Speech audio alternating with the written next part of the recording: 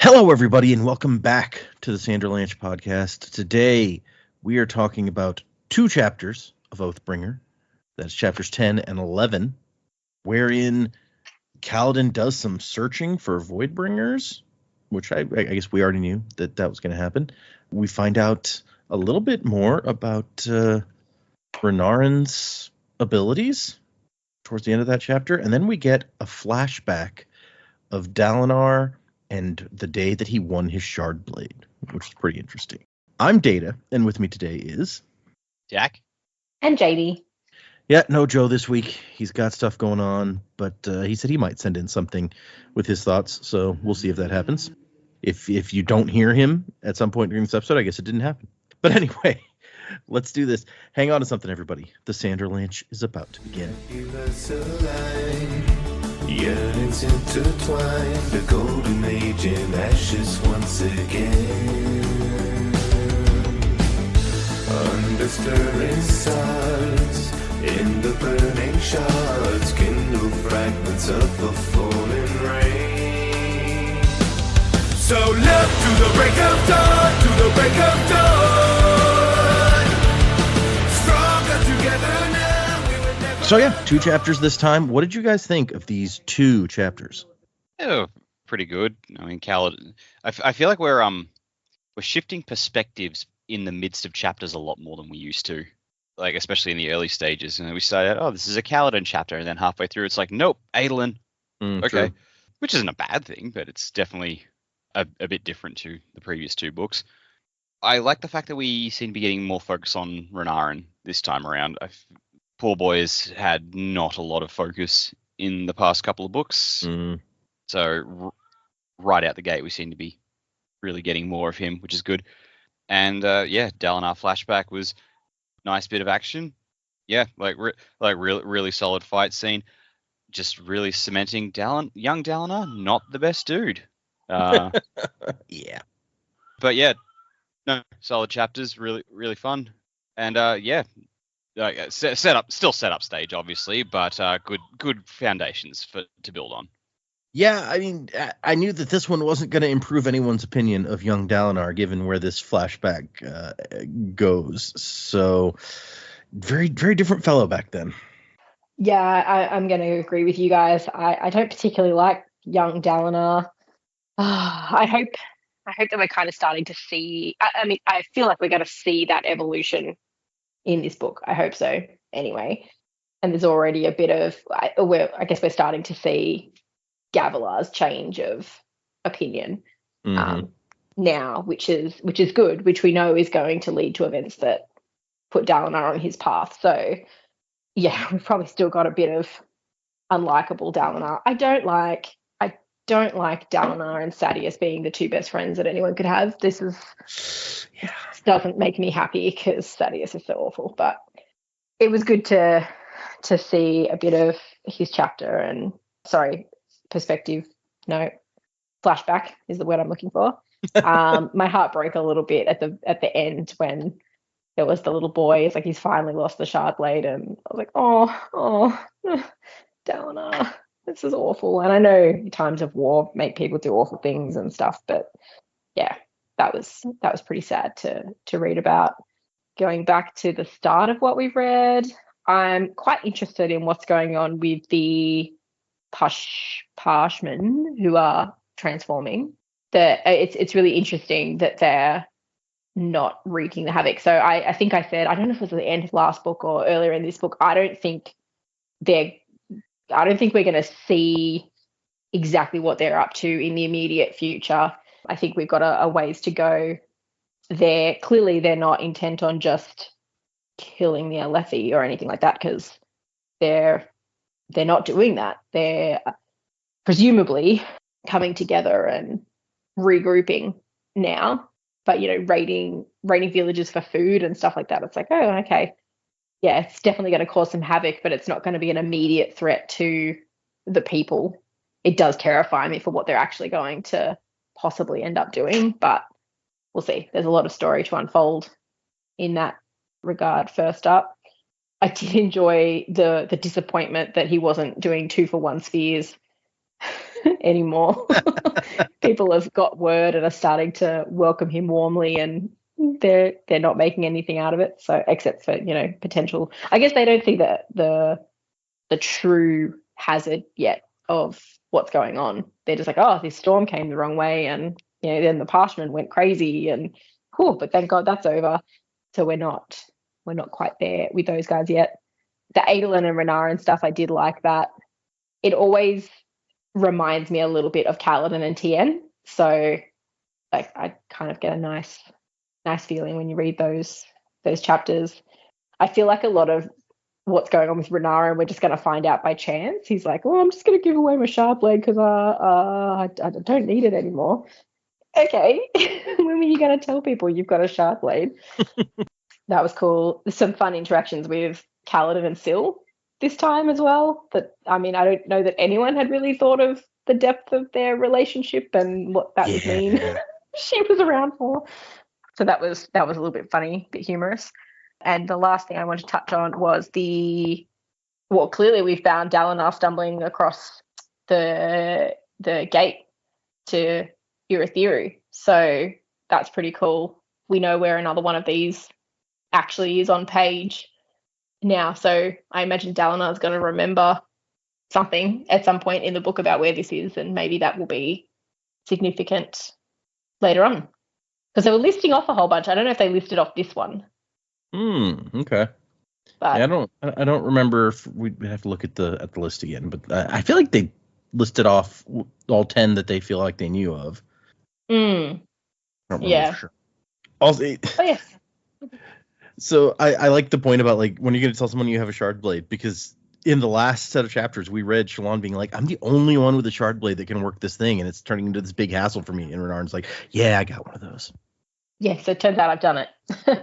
And long enough ago that I've already felt comfortable to give my shard blade away. So, yeah, on your Renarin. I mean, it's Renarin. He's probably doing it very open and publicly, and Shallan just completely missed it because she just has a blind spot in his shape. She's just like, that guy's weird.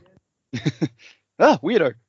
Also, it was funny, the thing about Syl and Kaladin, because we definitely weren't expecting that stuff. Their relationship is going to be weirder than he even imagined, clearly.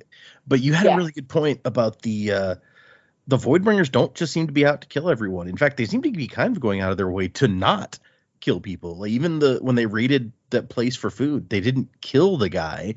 They like thumped him real good, but he's not dead. So what are they up to? Who knows? So yes, I think that'll be an interesting thing going forward. That's what Kaladin is trying to find out, what they're up to. So presumably we'll get an idea at some point. One day we'll find out. Hopefully, if we didn't find out in 5 books, that would be unfortunate. We'll find out in like 4 or 5 months. Yeah, maybe. Oh man. Okay, let's move into these 2 chapters. We only get 1 epigraph this week, and it's a pretty short one. Perhaps my heresy stretches back to those days in my childhood where these ideas began. All right. That doesn't really tell us anything. We already knew that whoever's writing it is a heretic, supposedly. So I'm going about it completely the wrong way, but for me, it's Yasna until I'm proved otherwise. That's fair. She's the person the word heretic has been associated with most in these books so far. So I don't think that's like, as a starting place, I think that's logical. Yeah, it won't be Yasna in the end, I'm sure. But at the moment, if it fits. Brandon can't possibly make it the easy answer, right? It's going to shock us all, but it turns out to be Teft. It's going to be Renarin. It's pattern. Yeah. That's who it is. The real tip-off will be the epigraph comes. It's like, some called me heretic. Some called me weirdo. Oh, Renarin. Some called me creepy. She's my sister-in-law for one, but mainly her. But she's got like 2 personalities now. I also, actually, before we get into it, I also like what Jamie mentioned about like the relationship between Adolin and Renarin, because I feel like it's nice to see this kind of like loving brother relationship. I feel like that's not a thing you get a lot of. No, honestly, like healthy family relationships in fiction in general, like, you know, obviously unhealthy family dynamics makes for interesting storytelling, but like it's nice to see something healthy every so often. I remember someone getting really upset with the MCU movies because it was like, man, every family dynamic, couples or parents and their kids relationships is like really sour in some way up until of all things, Hank Pym and his wife. And like, of all the couples to make the healthy one, that was a choice. That's an interesting point. Yeah, I hadn't thought of that. Yeah. Not what they are famous for in the comics. Yep. Yeah. Scott's relationship with his daughter is pretty good, except for, you know, the whole prison thing. I mean, it was for the first two movies, and then then the third movie happened, and they just completely changed her character. Anyway, yeah, I kind of forgot about that now that you say that. Yeah. I actually didn't hate that movie like most people seem to, but I hated what they did with Cassie. Anyway. Yeah, I don't hate the movie either. I mean, there's some weird stuff in it. Don't get me wrong. Like MODOK is freaking weird. But anyway, yeah. Let's talk about this book. We start with Kaladin leaping around. He's got Stormlight, but he doesn't want to like use it to just soar because that takes more. So he's kind of jumping. And let's see here. Syl's like, "Oh, you're smiling," and he's like, "Oh yeah, you're right. I should be more solemn. We're chasing down Voidbringers." And she's like, "No, that wasn't. It wasn't supposed to be a bad thing." Which leads to a line I love where he goes, 2 days ago, I found that my mother is still alive, so the position is not, in fact, vacant. You can stop trying to fill it. Their relationship is just such an odd, like we talked about before. Each person seemed to have like a different sort of relationship with their spren, and they're all kind of weird. But yeah, this one is just so strange and hilarious. And so, yeah, he's in a good mood. He found his parents alive. He's got a new little brother. You know, despite the fact that it's like the end of the world, essentially, and he's running around trying to chase demons or whatever our equivalent would be, things are not as bad as they sometimes are. Like, he's got his family back. Sadeas is dead. Rashon is somewhat humbled. Like, everything's coming up Millhouse. He still doesn't know that Sadeas is dead, I don't think. But other than, yeah. I mean, he can take the win when he finds out about it. Right. He can just feel it, the vibes that Sadeas is dead and things are looking up. Yep. Well, it seems brighter somehow. But he's stopped at a bunch of villages, and all the Parshmen have run off, but he hasn't found any place that they actually attacked. And then they get, like, Syl's like, you know, when we're talking about it, I think I'd be a great mom. And they start talking about, like, spren babies? Like, how does that even work? And Syl goes, yeah, I have no idea. And he's like, well, but the Stormfather called you his daughter, so he birthed you? And she's like, maybe? I think so. Like, helped shape me? And then she's like, yes, he made some of us, made me. And so Kaladin's like, oh, so maybe you could do like that. Find pieces of wind or honor or whatever and shape them. But then he, like, digs at her. He's like, you'd get distracted by an interesting beetle and leave them in a drawer somewhere. She's like, what? I would never leave my babies in a drawer. Way too boring. That's not what you should take away from. Now, dig up, stupid. I would only abandon my babies in the most interesting of places. And so he makes it to a village called Horn Hollow, which, all right. And people are already coming out. And he makes Syl a sword. It's I don't know that we've gotten much of a description of her as a sword before.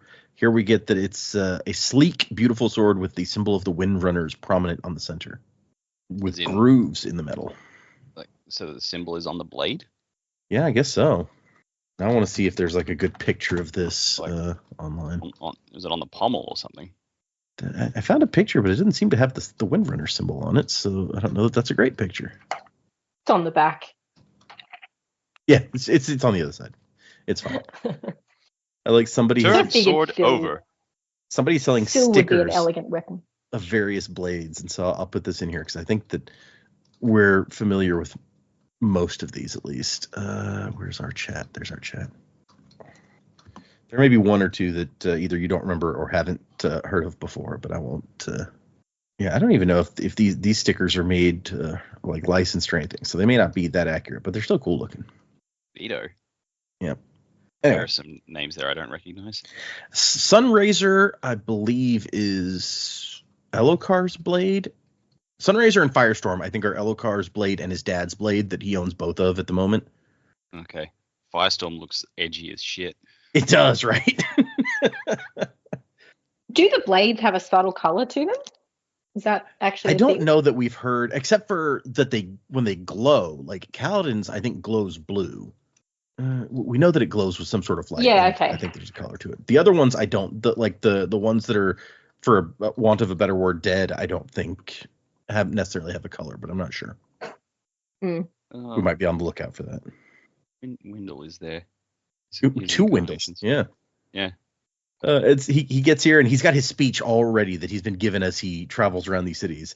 But before he can even start talking, a guy's like, "Oh, Lord Radiant," and there's a bunch of people already here, like, to see him and stuff. The village where they're all happy to see him is where he cuts off his financial, like, 2-for-1 deal. Like, come on, man. I don't know. He might have started like a village or two back. We don't know. Yeah. And he's like, "Oh, you knew that I was coming. I guess you've been in contact with your neighbors." And they're all like, "Yep, here's those glowing spheres that we know you want." And then they're kind of disappointed when they don't get like extra money back. He can't keep trading double. Like, I might have not gone from double to like straight trades right away. Maybe, like a third or something, or a quarter extra. But whatever. And they're like, he's like, "Yeah, I want you to send messages to the nearby towns, carrying words of comfort and command from the king. I'll pay for the time of your runners." And he's like, "Oh, great. Do you want to rest or have a meal or go to the location of the attack?" He's like, wait, there's an attack? Like, he forgot why he was here. I'm like, yeah, isn't that why you're here? And he thinks, finally. Like, I feel like you shouldn't be like vindicated that an attack happened. Like, we don't want that. That just means like less. All right, has the next village seen anything? Has the next village? At least he's just like, oh, good, I can end this bloody chase. Yeah, it's true. And so they take him to a grain storage place that has been attacked. And a young and pretty Ardent is giving him information. And he thinks, like, she seems nervous, but it's probably because, like, the Knights Radiant are weird in, like, the religious context. Because they were founded by the Heralds. That's good. But they were also traitors. That's bad. So, like, how do you react to them now as a religious figure? Although I think we find out later maybe that's not why she's nervous. But so 5 eyewitnesses and 4 of them managed to independently count the number of attackers, around 50. So that's a pretty good number. And they took a bunch of grain. And she made a sketch, but unlike Shallan, sketching is not this lady's forte. And he's just like, it looks like a bunch of scribbles in kind of human shapes. Not everybody can be good at art, They've been a bit spoilt by Shallan's abilities. Also, these witnesses mentioned red lights, like a lot of little glowy red lights. And he's like, "Oh, like their eyes were glowing red?" And the Arden's like, maybe. If so, then it wasn't all their eyes, because people got a good look at some of their eyes and they were not glowing. Which, that's also interesting, because we know that, like, Stormform at least, they all had glowy red eyes. So maybe it's just not all of the forms that the Voidbringers have. And he's like, "Hey, okay, you did a good job. Thanks for the report." And she gets all like grinning at him. And that's when Syl's like, "Oh, she thinks you're pretty." And I feel like that starts out kind of sweet. And then Syl's like, "Wow, she must be desperate out here. I mean, look at you. Hair hasn't been combed, uniform stained, and that beard." Geez, Syl, put people down, why don't you? Right? It's a bit far still, but okay. "I guess when there's nobody around but farmers, your standards really drop," she says. Dude, just wow. And Kaladin's like, "I mean, she's an Ardent. She'd have to marry a different Ardent." And Syl's like, "Yeah, I don't think she was thinking about marrying you, Kaladin. I know you've been busy fighting guys in white clothing and stuff, but I've been doing research. People lock their doors, but there's room that you can like squeeze underneath." Which, all right.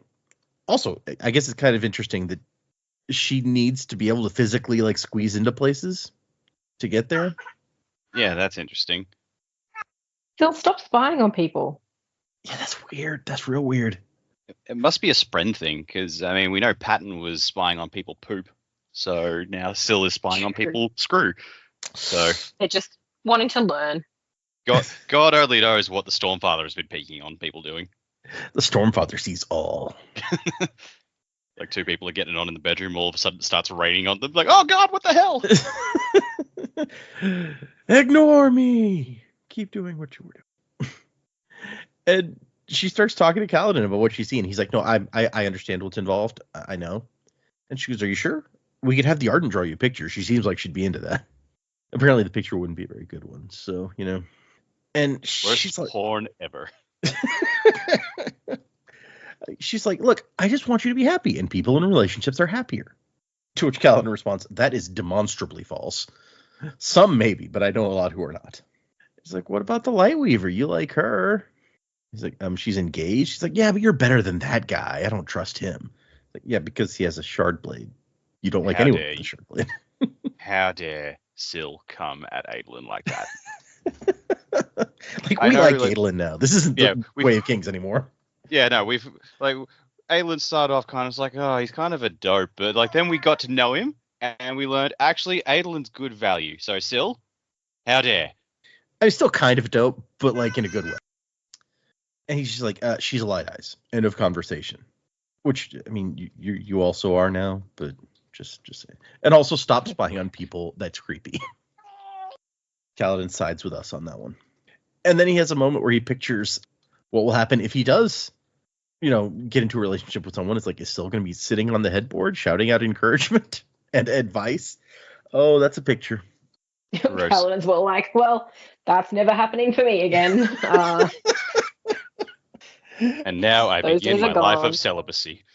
Yep. The Ardentia for me. And even then. Yeah, because apparently he could marry her if he was an Arden, so. But what he does find out from this city is what direction the Voidbringers are headed. They never deviated. Like, the City Lord had scouts follow them. They never deviated. Headed straight for Kholinar. And Kaladin's like, okay, that's where I'm going. And the trapper/tracker that had followed them, he's like, oh, you want me to lead you to Kholinar, Bright Lord Radiant? And Kaladin's like, no, you just slow me down. And flies off into the sky again. Picturing this guy as like some sort of game hunter. Like he's just like, oh, but I want me a Voidbringer pelt. Gonna make armor out of it. Yeah. Apparently it says he has a writ from the local High Lord to catch mink. So instead, imagine him wearing like just a big, really fancy mink coat. Okay, so he's a fabulous game hunter. Yeah. Oh, man. And then we cut to Adolin, who is hanging around with the horses and really missing one in particular. Also, there's like other livestock here, gum friends and hogs. I feel like Gumfriend comes up a bit in these chapters. I'm just like, this is definitely not a word we've encountered before. What the hell? Yeah, I was going to ask. Yeah, I agree. Had we met a gum friend before now? Gumfrem. Hold on, let me see.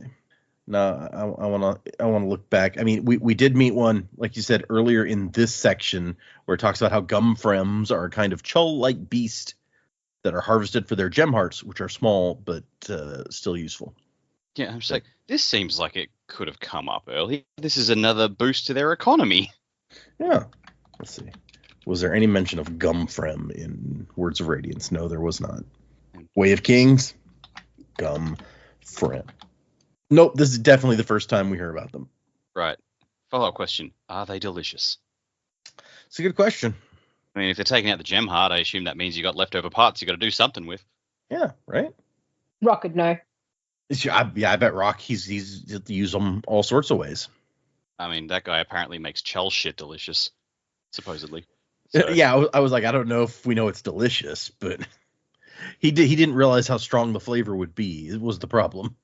Next time, he'll use it more sparingly. So, yeah, they've got a lot of animals kind of housed up here wherever they could find, like, make good space for them. But the Blackthorn's horse gets a whole, like, field to himself.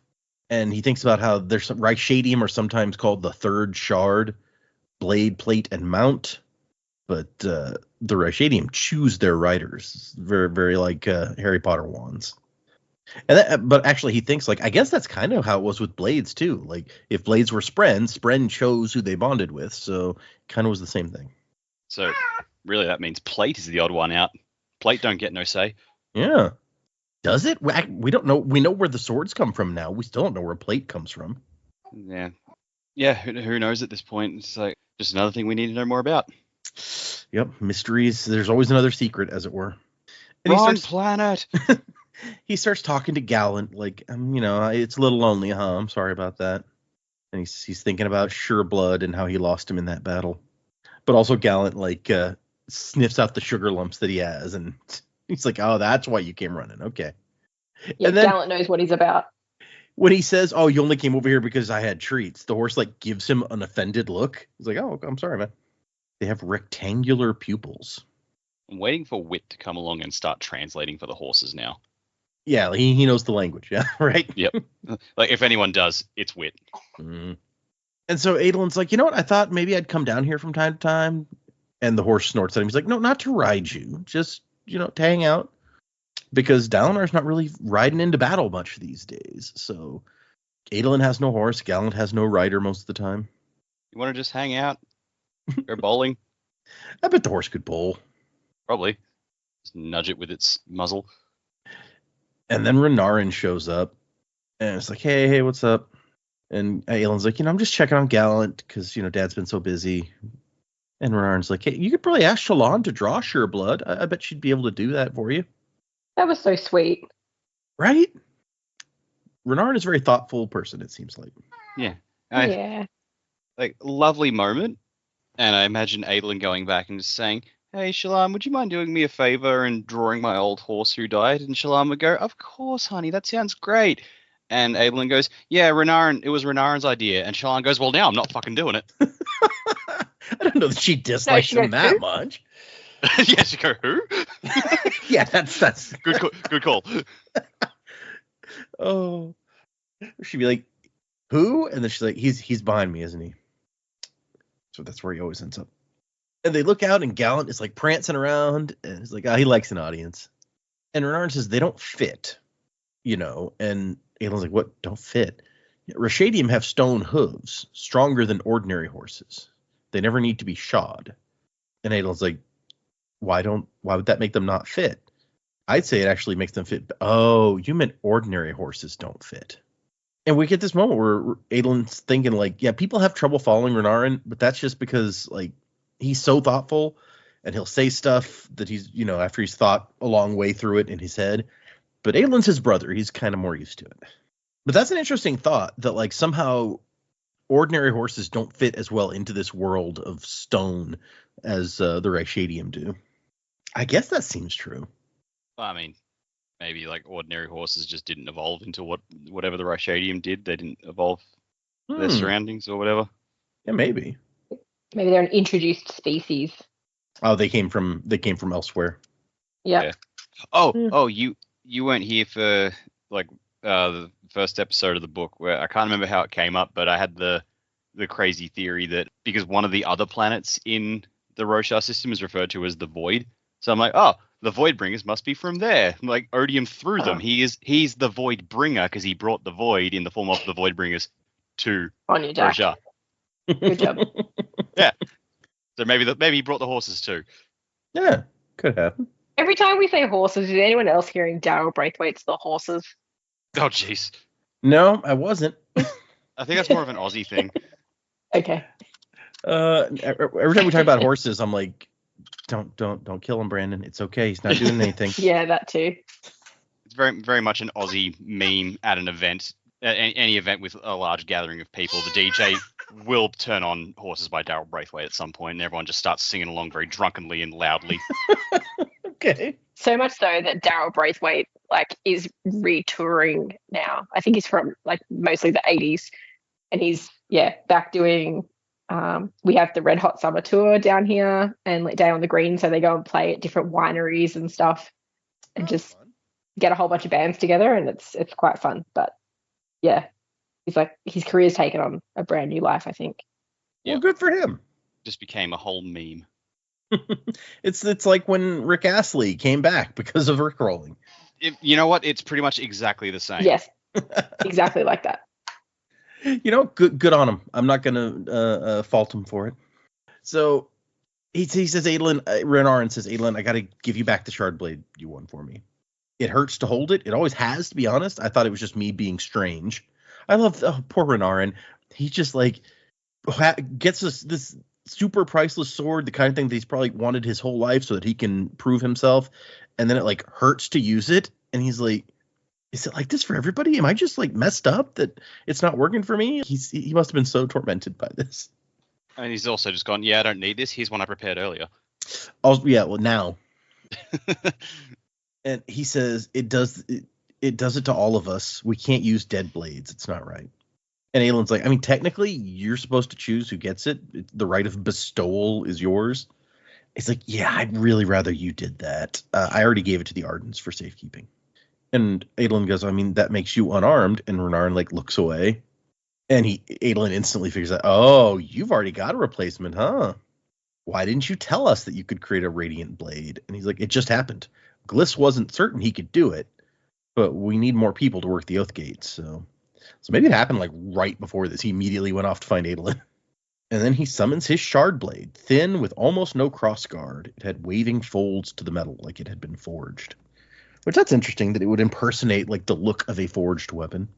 That's what he's been surrounded with like his whole life. Maybe like that has something to do with it. Yeah, like how he thinks of weapons could be affecting it, yeah. Yeah, I mean, like we know that like Syl formed a sword for Kaladin, then realized no, this isn't him, and went went spear instead. So yep, it's true. And Renarin talks about how like he just felt like he was starting to fit in with like Bridgeforan and being a shard bearer, and now everything is different again. He's the only one like that they know of, the only truth watcher, I guess. So he's like, how do I learn how to do this? And the whole chapter, it's been like kind of subtly dropping in that Aelin, his hand is still hurt from the stuff that happened in the last book. And then Renarin like takes Renarin's hand when Renarin's kind of feeling unsure about himself. And he's like, no, this is good. You're here to save us. And Renarin looks at him, and there's a pulse of radiance. And for an instant, he saw himself perfected, a version of himself that was somehow complete and whole, the man that he could be, is what Aelin sees here. He starts singing, you got the touch, you got the power.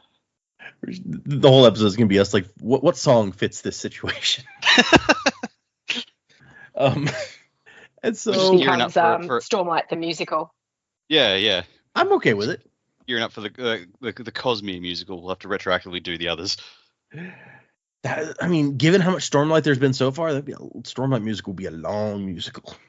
And that's not even, I mean, Wicked wasn't that long musical, but it's going to be 2 movies. So everything gets longer.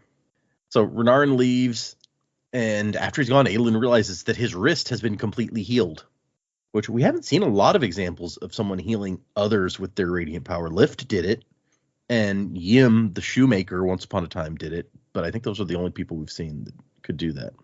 A lot of them can heal themselves. We see that a lot, but the other way around, not as much. And then we have the Rift, which I don't know. Do you guys remember the previous mention of the Rift? Was that when Kaladin had his vision of flying over the continent? It was not. It was actually, I think it was in the last set of chapters, or maybe the first set of chapters you read. Anyway, so after Dalinar gets married, so maybe the first set of chapters, he's talking to Kadash, the guy who used to be one of his soldiers and then later became, an Ardent. And Kadash is talking about like, yeah, there's no reason to bring up like who you used to be. I appreciate the guy that you've become. And he remembers something. Kadash, bloodied, kneeling on the ground, retching until his stomach was empty. He'd left to become an Ardent the next day. And Dalinar goes, the Rift, Rathalis. So that is the previous reference we had to this city. 33 years ago is where this starts. And Dalinar, seems like has just gotten shard plate. And he's real happy about it. He's jumping back and forth like, yeah. He'd won it himself in combat. Yes, it was combat that involved kicking a man off a cliff, but still, he defeated a shard bearer. So, well, we skip that? That sounds like an interesting story. So presumably he had to climb down there and get it? Yeah, right? He's like, crap. I guess he didn't learn anything in that situation, so it's not worth putting on page. Maybe not. That's a fair possibility. And Sadeas has to be like, dude, calm down. Be patient. And Sadeas is wearing his golden plate. So we saw before that he has gold plate, but I guess he decided later on, like, I feel like it's painted red by the time we see him in Way of Kings. Maybe he just changes it up every now and then. And Gavilar's here. He's like, you can't calm him down, Sadius. The Kholin boys are chained axe hounds, and we smell blood. And so they're getting ready to attack this city. Dalinar doesn't have a shard blade, but he has a big old hammer, which we've seen them use in battle before. I was going to say, that's the hammer you used to dig the toilet with. It is. Yep. Probably not the same hammer, to be fair, but that's the sort of hammer he used for that. Because I think he bends it here or something. We call it El Latrino. That hammer actually was all messed up after he dug the latrine with it, so it probably was not used again after that. And Sadius is like, hey, have you thought about my suggestion, Dalinar? And Dalinar goes, no. If Gavilar commands me to, I'll marry. But Gavilar's like, I don't want to be involved. Don't bring me into this. And he thinks to himself, the only woman he'd ever wanted belonged to Dalinar. They'd married. They had a child now, a little girl. So we didn't see Gavilar in the previous flashback, I don't think. We just saw Sadius. So he's already married to Navani, and they have had Yasna, presumably, unless they had another little girl first. And Sadius is like, dude, if you get married, it could bring us like an alliance. Maybe a whole princedom that we wouldn't have to drive to the brink of collapse before they join us for once. So they've been fighting for 2 years, and they've got 4 of the 10 princedoms under their rule. And 2 of those were like Kholin and Sadius, so that's who they started with. And Gavilar says he thinks he can play them off one another. Their natural selfishness will lead them to stab each other in the back. So he's playing a little politics now.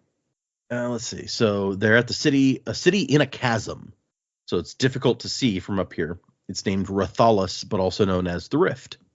Everyone else is like, yeah, like the high ground is the place to be at. And these guys are just like, yeah, bring it.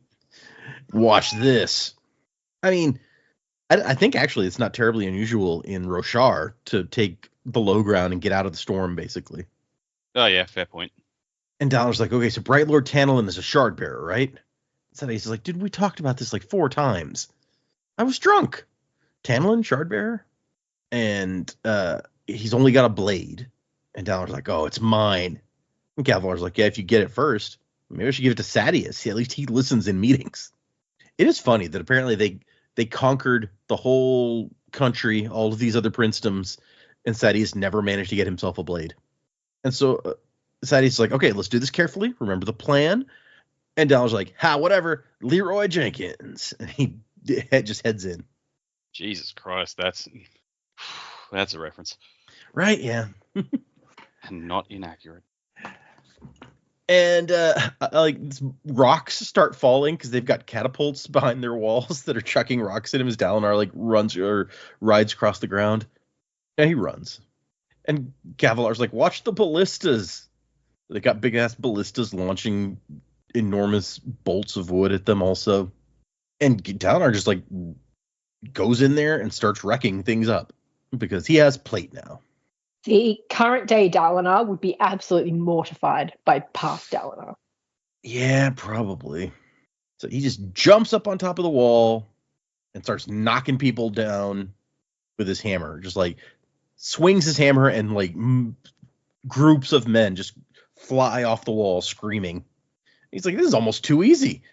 And over there, Sadius is like kicking a ballista over. Like plate is seriously, even without a sword, plate is apparently just OP as hell. And yeah, he starts just taking out men, taking out stuff. It says he feels like a conqueror, a glorious maelstrom of death, a god. And then Sadius is like, dude, you're supposed to take down the catapults. Oh yeah, right, catapults. Let's see. And then he tries to climb a rope ladder and it snaps because his plate weighs, a ton. He's like, oh right, yep, I'm dumb. Let's see. What else? We don't need to go into every single little detail of the fight, but as he rips through stuff, people are like, Blackthorn, run. The Blackthorn is here. Sadius has to give him his hammer because after Dalinar falls, he bends his hammer.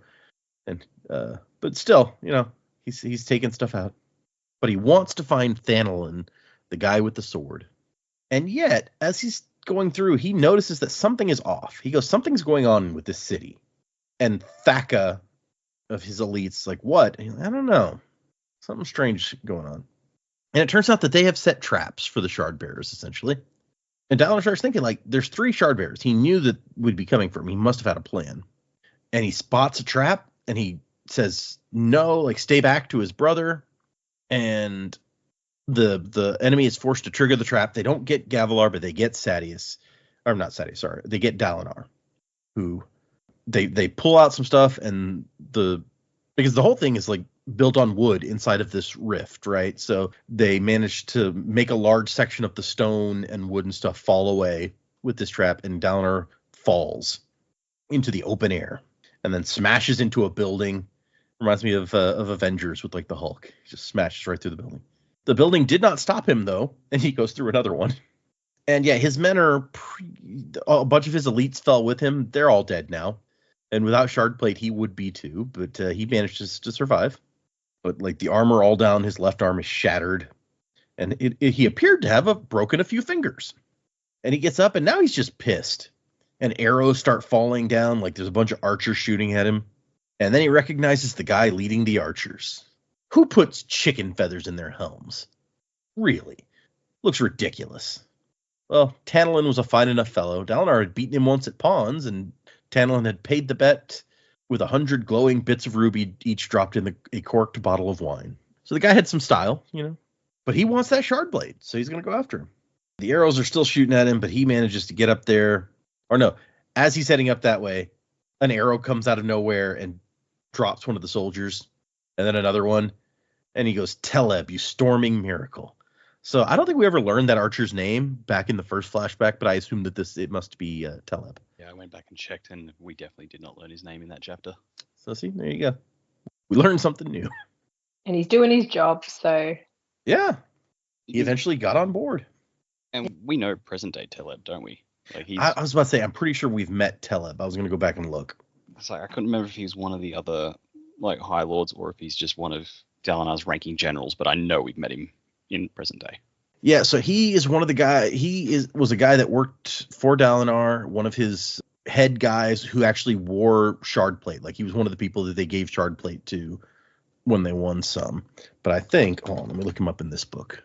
Yeah, Teleb, his wife is Kalami, and we found out, I think, in the wedding scene that Kalami had lost her husband Teleb in the battle against the Voidbringers. So he's gone now. Oh.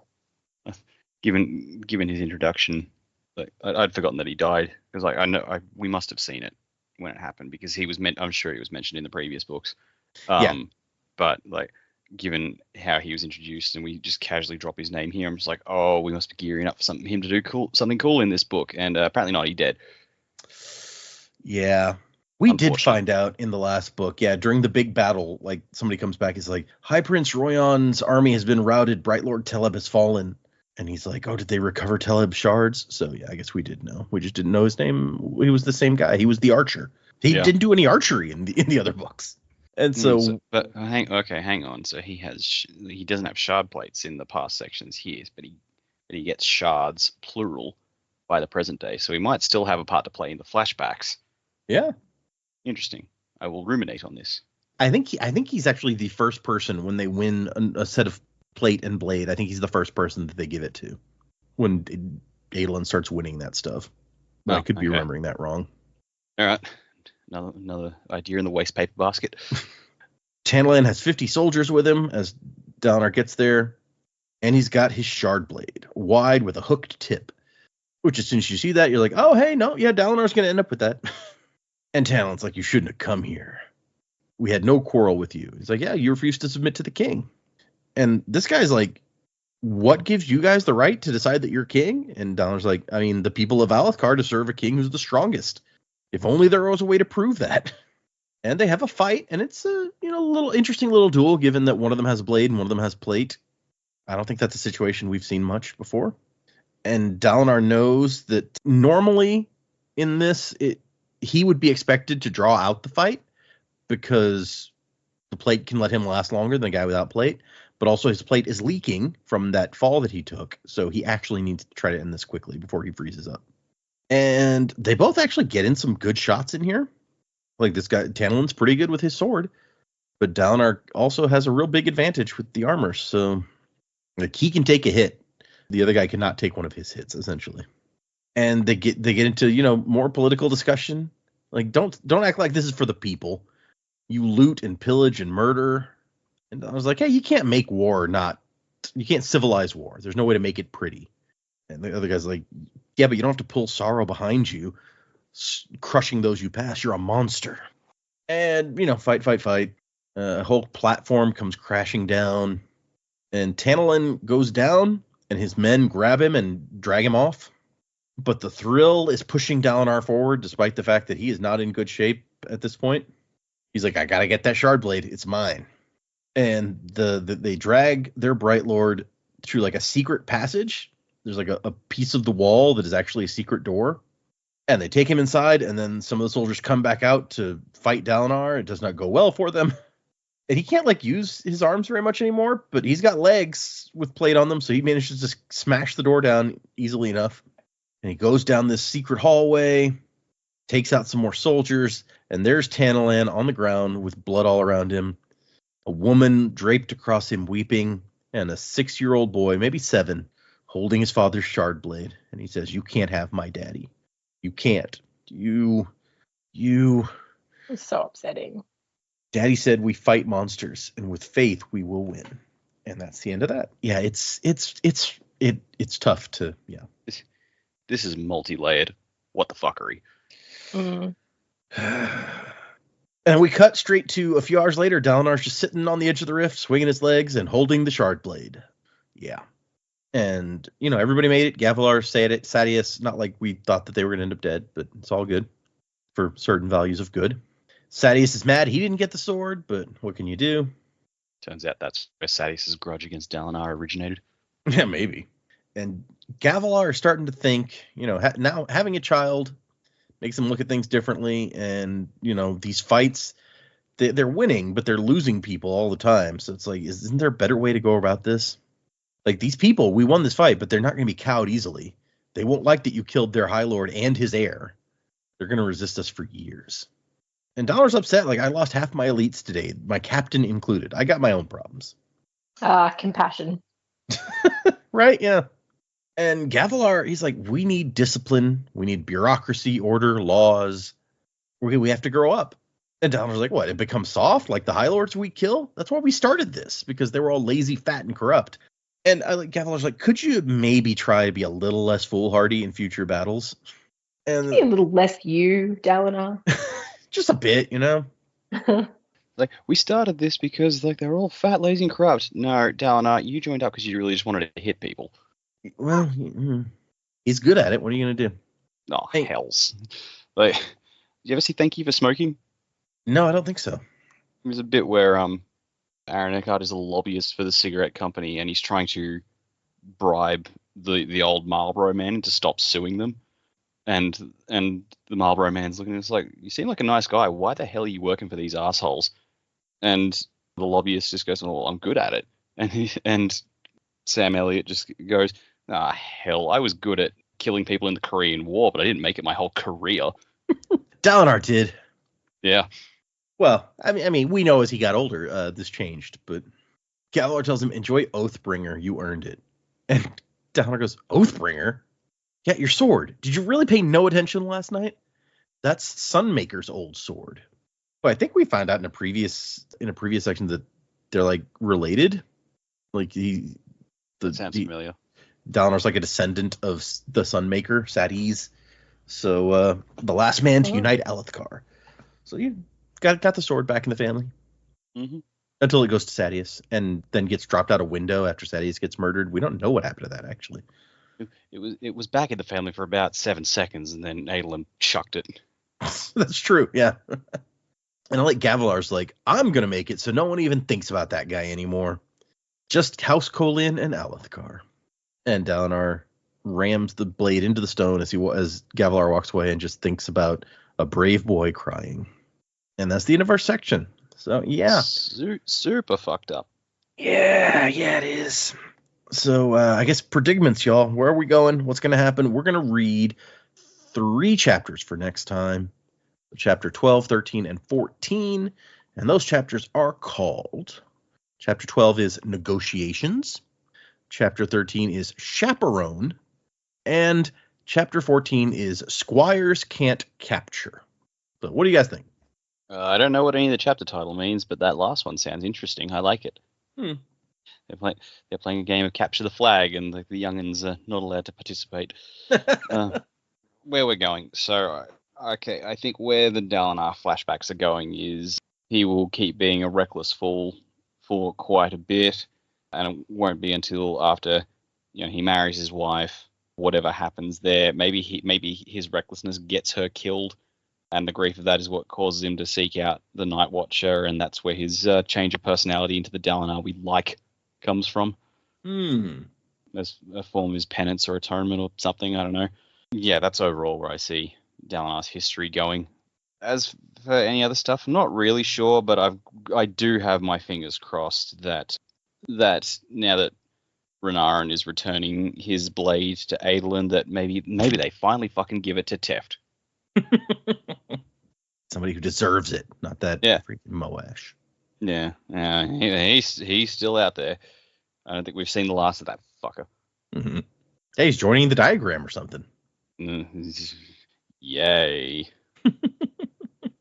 Maybe we'll get a Taravangian viewpoint. And was it Graves was the other dude? Yeah. Yeah, like Taravangian is like doing his thing, and Graves says, "Here is a new initiate to our cause," and Taravangian's like, "Kill it like the rest." Good, we're running out of people to murder for death rattles.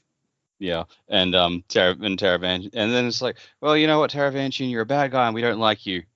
But on some level, you're okay. You got rid of Moash. Oh man, there were hints that the other Bridgemen in Bridge 4 might be developing powers like Kaladin's. So if they're going to become Knights Radiant, maybe they can't use the sword either. Well, we don't know which ones are developing powers. It just says like people in Bridge 4, and we know the Lopen is one of them, but we don't know if that's all of them or that's not. That's true. Yeah, we don't know. Yep. More information needed. Yeah. We haven't seen much of Bridge 4 in this book. Just like kind of in a couple of Dalinar bits. It's like, oh, and some Bridge 4 guys were here. But we don't really have like boots on the ground among them. Like Kaladin was hanging out with them. They were all friends with him, so we saw that. But like Dalinar doesn't have that relationship. And Aelin's friendly with them, but he's not friends with them.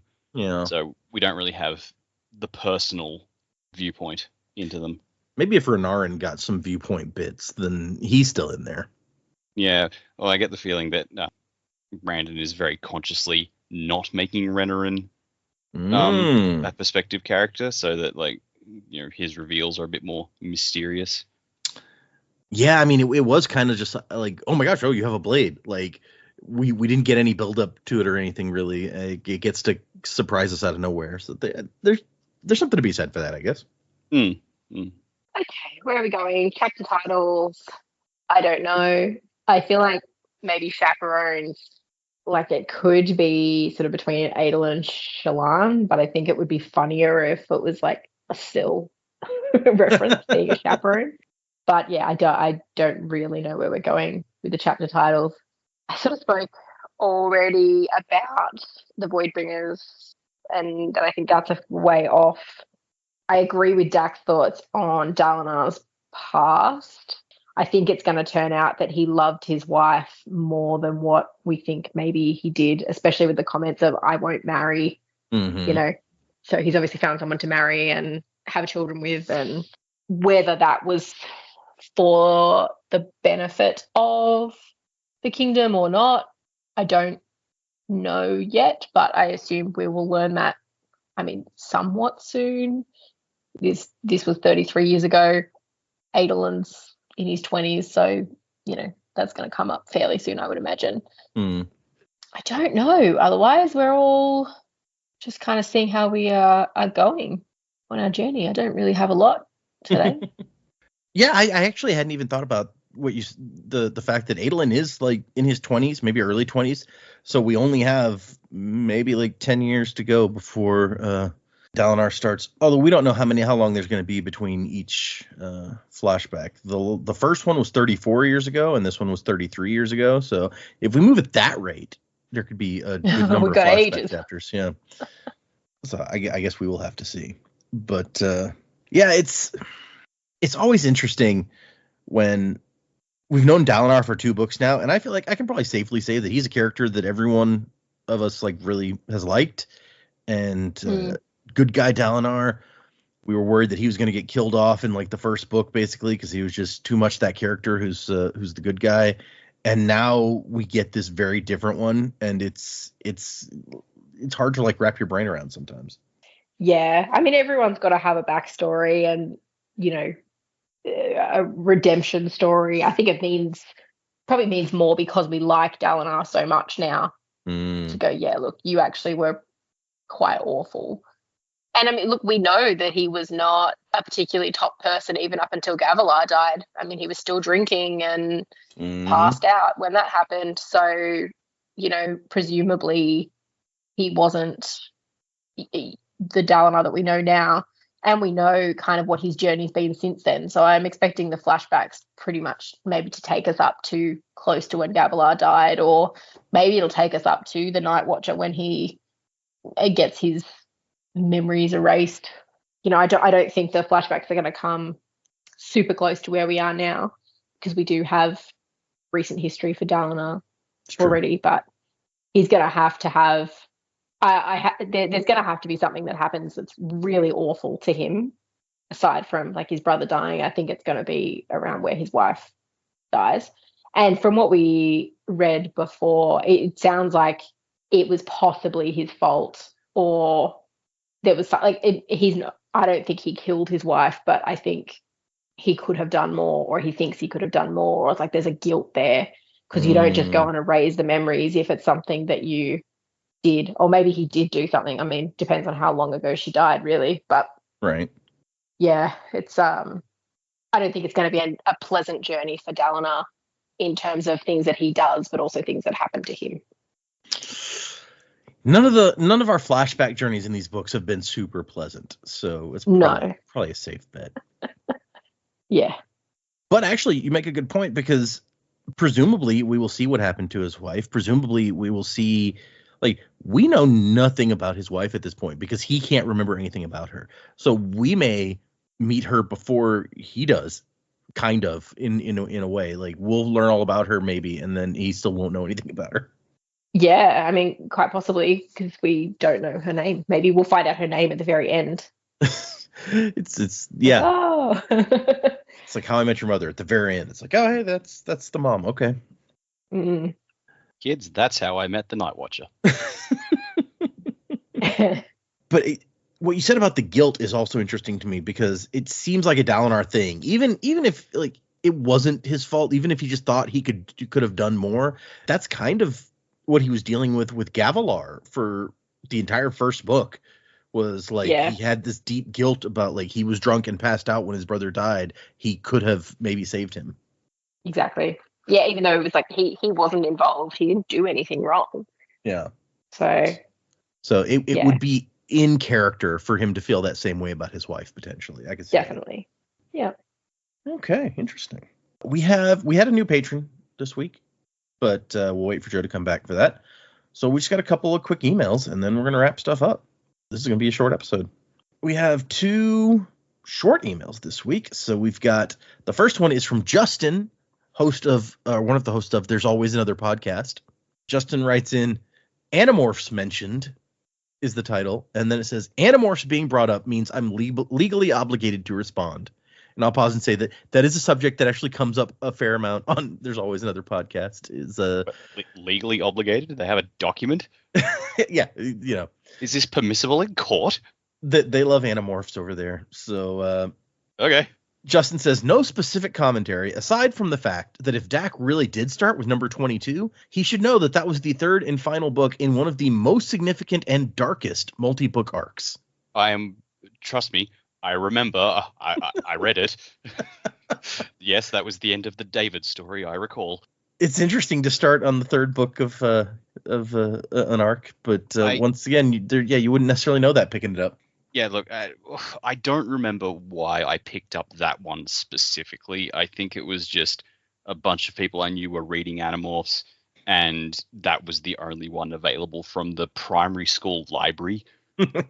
So I'm just like, well, I'll just start there, because Look, in my childhood, especially with like long-running cartoons, I tended to just like, I would start watching from whatever was on TV because this was all right. If there are any kids born after the year 2000, this was in the pre-streaming days where when you watch TV, you had to just watch whatever episode came on. Yep. And if you'd missed everything leading up to it, That's well, when I stiff was shit. young. Yeah, back when pterodactyls stole my lunch money. Yeah, so like I did We were the just having same. this conversation in the car yesterday. We're talking to our daughter about CDs, and then we're like, "Oh, She doesn't know what those are. no idea what a CD is." But yeah, like that's what I did with like Dragon Ball Z and the 2000s Ninja Turtles cartoon, which is still the best Ninja Turtles cartoon. Sorry. Nope, 89. Nah. Anyway, but yeah, like I just started watching with whatever episode came on and just had to like, kind of piece together context based on like what happened in that episode and what came after. It's like I didn't get to see the original, like the episodes previous to that until they did reruns much later on, and it was the same with Animorphs. Like I was like, all right, this is the only book available. I guess I'll read this one. Okay, they're throwing a lot at me right now. There's a reason that a lot of 90s and earlier shows weren't big on like serialized storytelling, because that was the thing. Like you caught whatever was on TV when you had time to watch TV. So if it had been like a Lost where you had to watch the episodes to know, even if you did watch the episodes, you might have no idea what the hell was going on. But it helped to have watched the previous episodes. You would be just lost if you missed an episode or two. Well, you see what I did.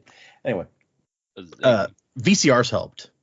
Yeah, home media, like that was it. It's like if you pick it up halfway through a season, it's like, well, I guess you're buying the VHS. That's another thing you kids won't know about.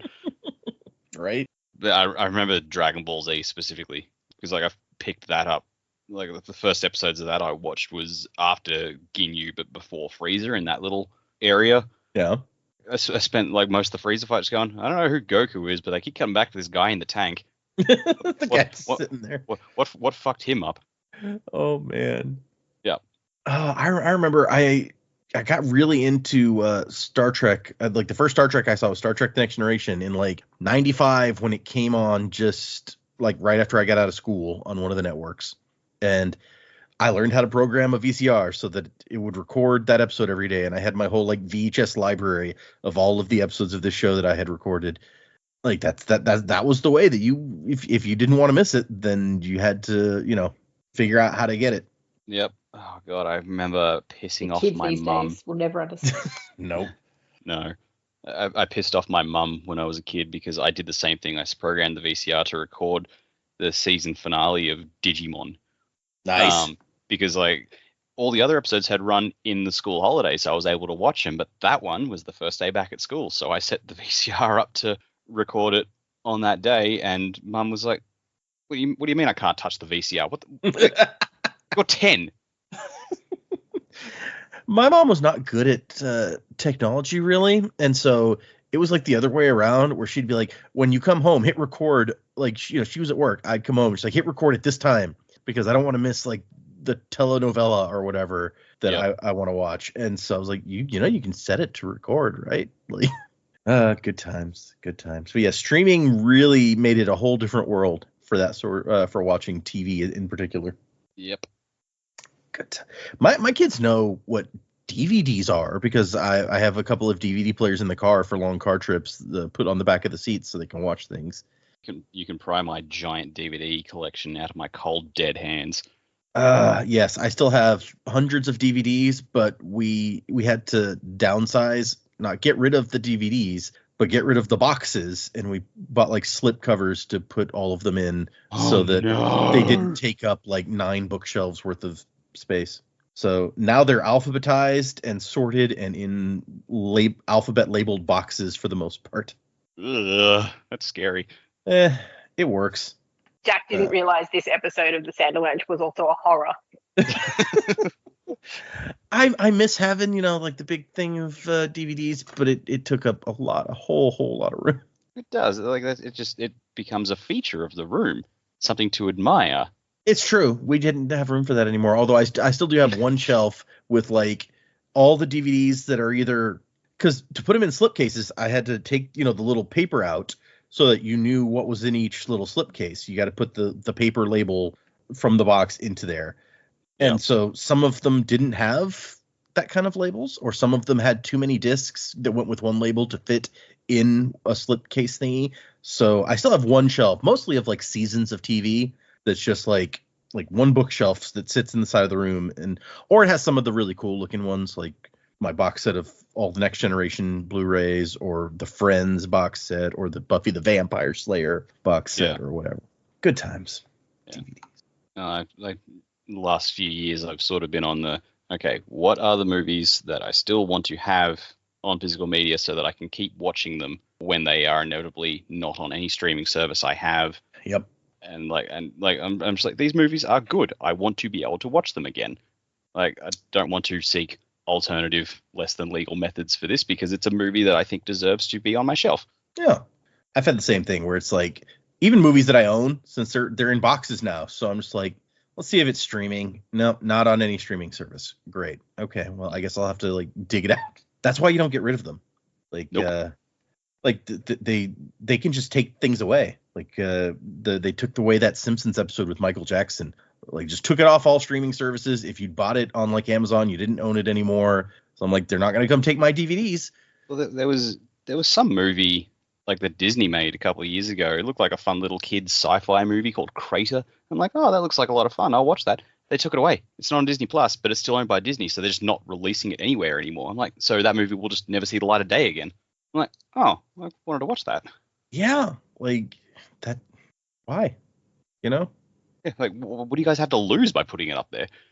Maybe it's one of those tax things. I don't know. It's like the way that HBO or Warner Brothers just deleted Batgirl and Wile E. Coyote. Apparently they actually recently sold the rights to the Wile E. Coyote versus Acme or whatever. It looks like it will get released now. Okay, well, that's cool. I mean, they just released another Looney Tunes movie, and apparently it's really good. I don't know that I'd call it really good. It was definitely like reminiscent of classic Looney Tunes for sure. I was like, oh, this feels like old school Looney Tunes. That's good. That's good. Yeah. I don't know why it was just like Daffy Duck and Porky Pig. That felt a little strange to me, that I'm like, you have so many characters. Why did we go with just these two Looney Tunes? But, they were telling an interesting story. Maybe they just didn't want to overstuff the movie. Like, yeah, maybe. You cram in too many characters, they'll need to get their moment to shine. Yeah, that's a problem with like Space Jam and stuff, where it's just like everybody needs to have a one-liner or whatever, and then But I wouldn't mind if Looney Tunes made a comeback. Yeah, definitely. Anyway, we've gone real off the rails on that. Thank you for your email, Justin, about Animorphs. What a ride that was. Yeah. We have one other email from Amanda Truthwatcher, who's written us before. The title is Jam Addict. Hello, Sanderlanche team. My husband saw this attachment on Facebook, so I had to share it with you. Special shout out to Joe because he has a corgi. Please disregard if someone already sent this to you. I'm still playing catch up after the last baby break when I started again at the beginning. Thank you, as always, for all you do, Wuzzing to the time of next. So I'll show you I'll share with you guys the picture that Amanda sent. If I can get it. I don't want to just look at it. I would like to download this image, please. There it is. So it's a picture of a corgi who likes jam. So maybe Joe will enjoy this. Where is it? There we go. Oh my God. And for those of you at home, it says somebody found this corgi puppy laid out in a shop surrounded by how do you say that? Claret wine. Don't know. Oh my goodness. They thought he'd been attacked and was hurt and bleeding. It turns out he'd eaten an entire jar of jam and passed out on the floor in a sugar crash. It's adorable. Sweet Jesus. Oh, puppy had a good time. Joe couldn't make it to the record, but he was able to put into the chat after I posted that picture. Yeah, I've seen that picture. He's like working, but had time to pull out the Facebook chat real quick. That's great. Thank you, Amanda. That was a great, fun little image. I had not seen it before. So those are our emails for today. So if you'd like to send us an email, the address is thesanderlanche@gmail.com. Find us on Instagram and Blue Sky and Patreon, where I'm still posting once a week my reactions to Wind and Truth as I read them for the first time. And it's a trip to be living this book and that book at the same time. we get into the recording this episode, and I've just listened to myself talk about Wind and Truth as I was editing one of those. So I'm just like, yeah, don't say anything from Wind and Truth while we're talking in here. That would be a bad spoiler. I think I've made it. So you can check out our Patreon if you're interested in that. If you sign up for the Patreon, Joe will assign you a faring power. If you leave us a 5-star review, send us an email about it, and Joe will assign you a misting power. So you can be a Twinborn if you do both of those things. And someday maybe we will develop another thing for Knights Radiant. Although, I don't know, can you really have Scadrial powers and Roshar powers at the same time? I don't think we've ever seen something like that. I don't know. It depends. Like we've seen Vasher on Roshar. Can you have Nalthus and Roshar powers at the same time? Yeah, is Vasher going to become a Radiant? That would be a thing. Yeah. Sounds to me like the people that have read Wind and Truth might be going, I see what you did there, Data. I refuse to confirm or deny any such thing. Man, it was so crazy when Teft became a Mistborn. That would be crazy, like, for real. I feel like it would have to be easier to go the other way around, right? Like, because Mistborn is something you're born with. So you come over from the other planet, you meet a spren, you make friends. There's that missing orb of Lerasium. Teft had it all along. And then Rock starts drawing Aeons and shit just gets crazy. You would not expect that for sure. That would be a twist. Then Sadius comes back from the dead with the bird and said, the bird saw my death and I hid in the shadows. The bird saw. Wow. Oh my god. Now every bird that shows up in Stormlight, everyone's going to be like, wait, is that one of those AVR? Every time. To be fair, everyone on Roshar just sees any kind of bird and goes, is this a chicken? Is this a chicken? Yeah, that's a good point. Fair. Like, why is the chicken showing me how I die? This is the worst chicken ever. Kill it. Or the best. Oh, but we're afraid of chickens. There are no chickens. They're all just AVRs. That would be great. Oh, okay. The horror movie of That's Not a Chicken. It's like Obi-Wan's just like, that's no chicken. That's a death-seeing bird. But the death-seeing birds are useful. It's fine. Sadius might be alive today if he had an AVR that could foretell his death, as we've just discussed. Maybe he is secretly alive somehow. Aeblin stabbed him in the eye. It seems real unlikely. What if Sadius was a Knight Radiant? Like he started healing after getting stabbed in the eye. Got stabbed in the eye. Now the only way he can see anything is with a chicken. Ooh. No. He's not a Radiant, but his wife is, and when she gets the body, she heals him like Renarin healed Aeblin. What kind of spren would want to hang out with Sadius or his wife? They're mean. I don't know. Like whatever spren it was that turned the Parshendi into Stormform. Oh, yeah, fair. Okay. Those guys seem like dicks. Yeah, right. Okay. Anyway, thank you guys for emailing. Patrons, thank you guys. Our Discord folks. It's always fun hanging out in the Discord, chatting with y'all. Thank you, everyone who just shows up every week and listens to us talk about Animorphs and Bugs Bunny and stuff for some reason. We appreciate you. Remember, we're going to do 3 chapters for next time, chapters 12, 13, and 14. So if you're following along, read those. That's what we're going to read anyway. So it'll be hard to follow us if you read different ones. Music by Miracle of Sound. And Wasing to the Time of Next. Colo, P.S. Vasher. Crab at thee. Corona's wide, supernovas die, fractured in the fateful fall of man. Feel the heart raging of a strength unseen, unity will bring the upper hand. So look to the break of dawn.